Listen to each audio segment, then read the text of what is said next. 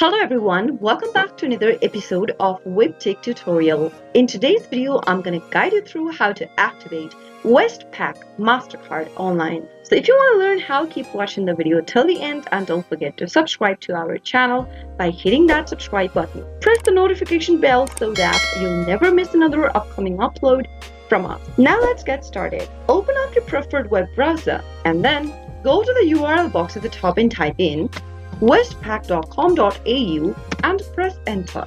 To activate your Mastercard online, you'll first need to log into your Westpac online banking account. From the official web page, scroll all the way down until you see this Activate Your Card button and click on it. Now click on Activate Your Card, available on the next page, and enter your customer ID along with your password correctly in the text boxes.